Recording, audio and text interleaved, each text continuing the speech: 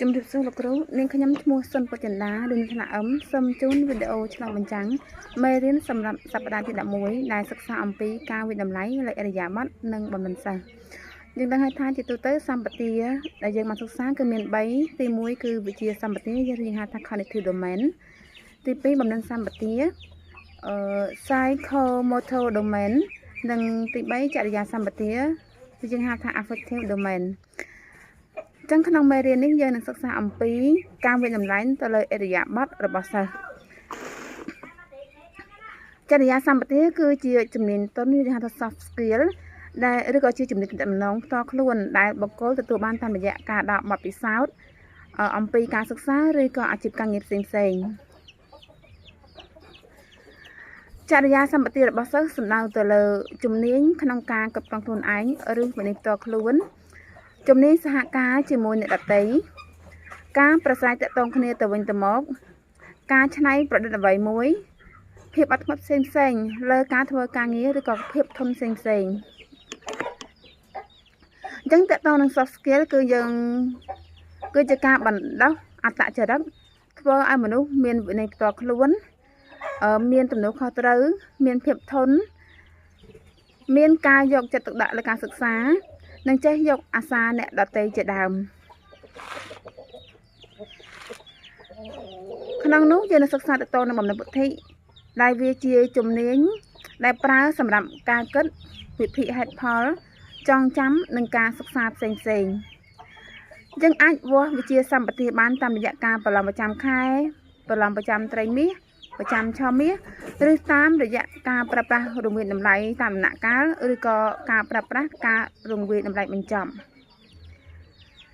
នៅក្នុងបំណិនពុទ្ធិរួមមានជំនាញដូចជាការគិតនិងឆ្លើយតបទាន់ហេតុការណ៍សមត្ថភាពក្នុងការចងចាំមេរៀនឬហេតុការណ៍ការផ្ចង់អារម្មណ៍ភាពបត់បែនការវិភាគបញ្ហាលម្អិតដើម្បីធ្វើការបកស្រាយការគិតបែបពហុកិច្ចការឬក៏ការគិតការងារច្រើនក្នុងពេលតែមួយការធ្វើចំណែកថ្នាក់ព័ត៌មានឬក៏ផ្សេងៗដូចជាល្អអាក្រក់ឬក៏ត្រឹមត្រូវជាដើមដែលចំណុចទាំងអស់នេះយើងផ្ដោតសំខាន់ទៅលើ IQ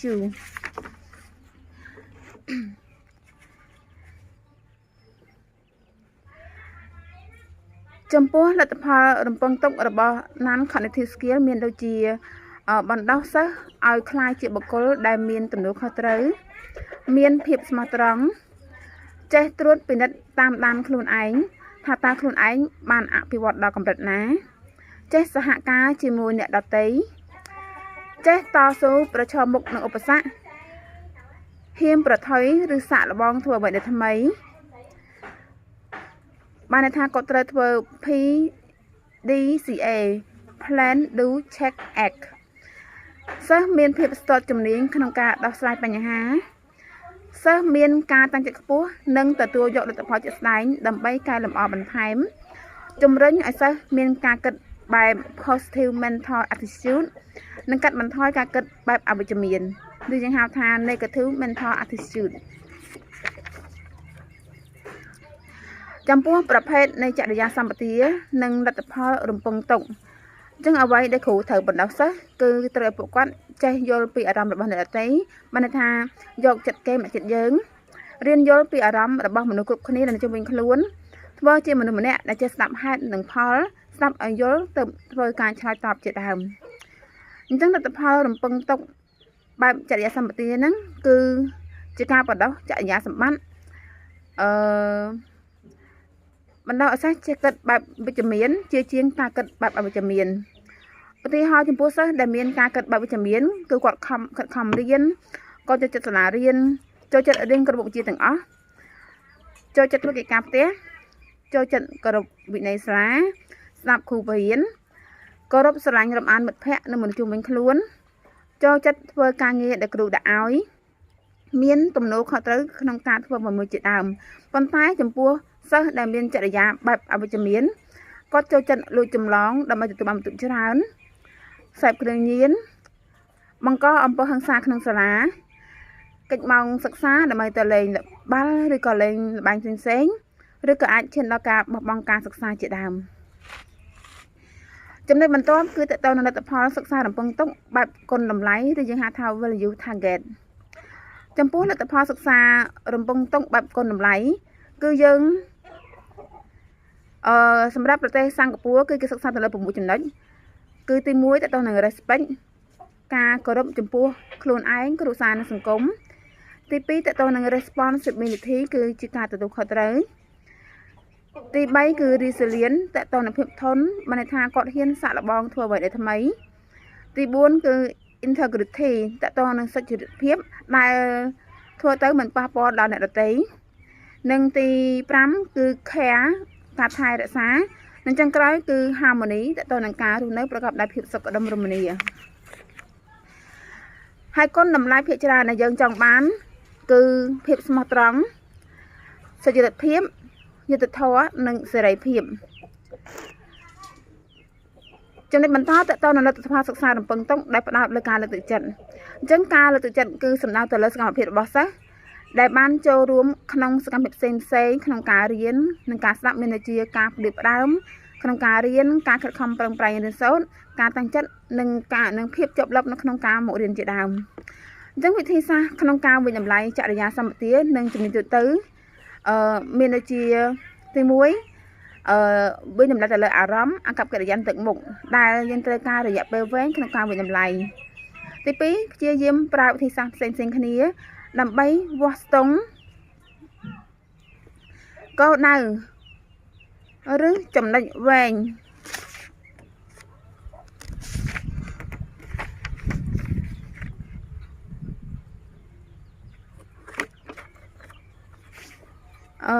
ដើម្បីវាស់ស្ទង់គោលដៅឬចំណុច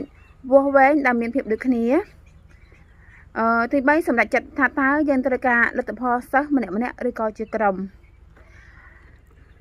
ចំណុចចុងក្រោយតើតើនឹងវិធីសាស្ត្រវិតម្លៃចរិយាសម្បទានិងបំណិនក្រៅពីពុទ្ធិ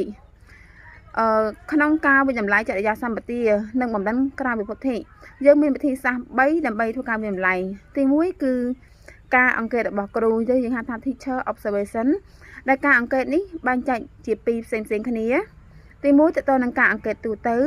បានន័យថាគ្រូធ្វើការសង្កេតទៅលើសកម្មភាពរបស់សិស្សដោយមិនចាំបាច់ប្រើទម្រង់ស្មុគស្មាញច្រើនគឺសង្កេតទៅលើអរិយាប័ត្រសង្កេតទៅលើការចូលរួមរបស់គាត់ក្នុងម៉ោងសិក្សាតែត្រូវការពេលវេលាណាមួយជាក់លាក់ដូចជារយៈពេលមួយត្រីមាសឬក៏មួយឆមាសជាដើមមួយទៀតការសង្កេតមានរចនាសម្ព័ន្ធ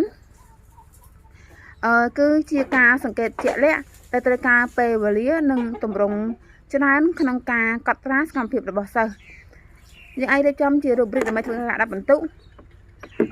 ហើយធ្វើការសង្កេតម្ដងមួយដំណាក់កាល